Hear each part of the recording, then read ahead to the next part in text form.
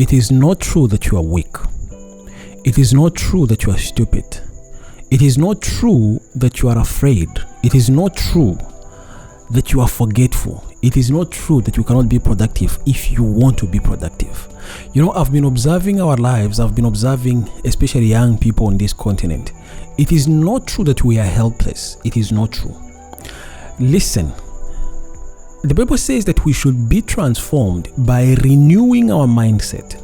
Let me tell you, I have realized that everything that goes on around our lives is about programming. We've been programmed to fail.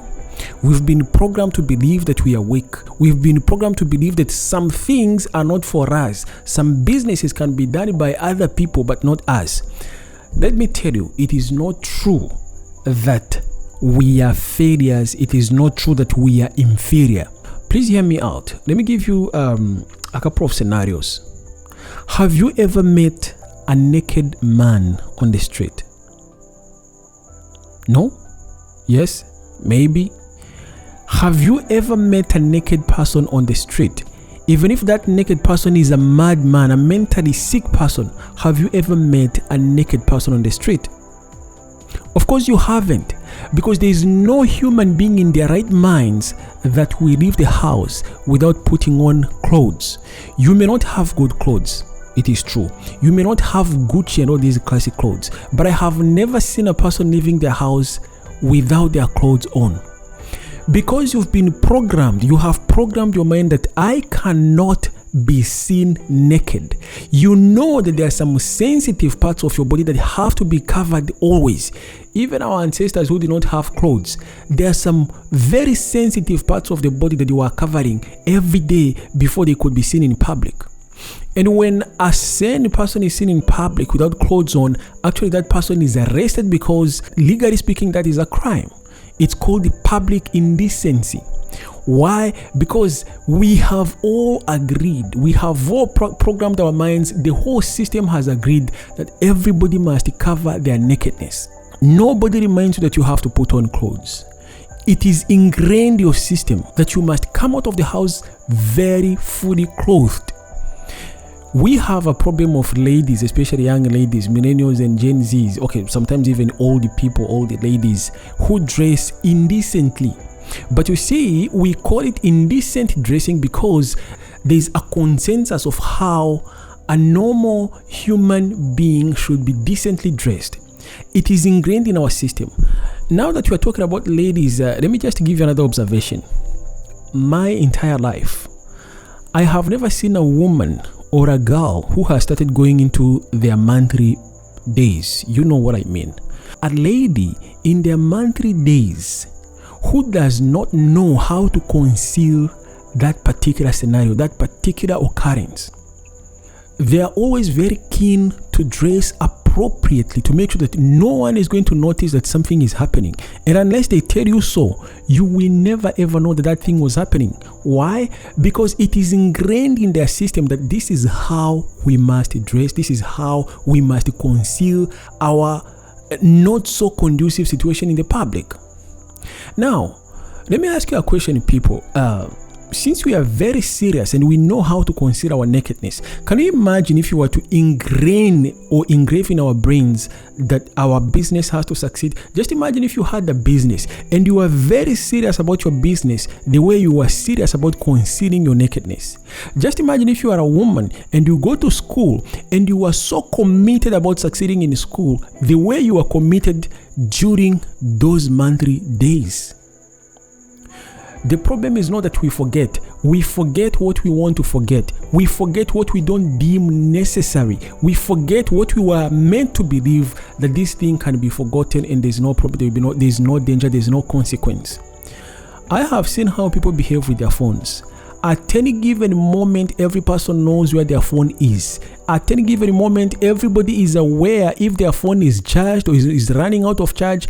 every time. You check your phone every moment, every minute. We are always interacting with the phone. If you're not on Facebook, you're on TikTok. You're not on TikTok. You're on YouTube. You're not on YouTube. You're on Instagram, or you are SMSing or making phone calls. We have this high affinity for the phones. I have seen people behaving in a very funny way. Even in aeroplanes, people are told to switch their phones off, but they never do that. In fact, they're complaining to the air hostess, hey, how can I charge my phone? I need to finish playing my video game. If you can put the amount of energy, if you can put that kind of pressure, if you can put that kind of commitment in doing business, how far do you think you would go? So that's why I'm saying it is not true. We are not stupid. We are not weak. We are just lazy. We don't want to commit to certain things. When it comes to business, you can go to sleep. But when it comes to TikTok, you can watch TikTok videos the whole night. Unless you apply the same commitment you have on TikTok to your business will not grow. Unless you apply the same amount of commitment that you have on your phone to your school or to reading your books, you may not become an educated person. So we are not sick.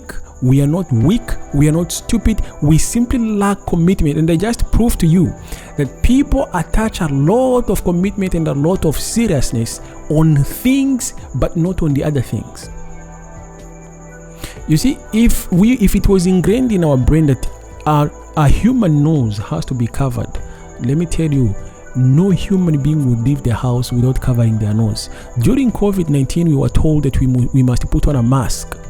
Every person, from the president of a country to the last person to the babies in the house, people are wearing masks. Why? Because a program was introduced and we were told from now going forward we must mask up. Why don't you introduce a program in your life and apply the same commitment? People, we don't have a problem. The problem is in here. If you can manage to change your thinking, to transform your mind, to be transformed by renewing your thinking, this life is going to be easier, and our life are not going to be the same again. Because you see, in other cultures, if you look at the Chinese culture, the Indonesian culture, the Malaysian culture, if you go to Singapore, people have a culture of working hard. In Singapore, because the government is covering all education, no human being is allowed to leave school without a first degree. It's inculcated in their system. So people go to school until they have a first degree. But you see, because it's not our culture here, you can simply leave school, you can go and do some prostitution, because you have not attached value on that culture of success.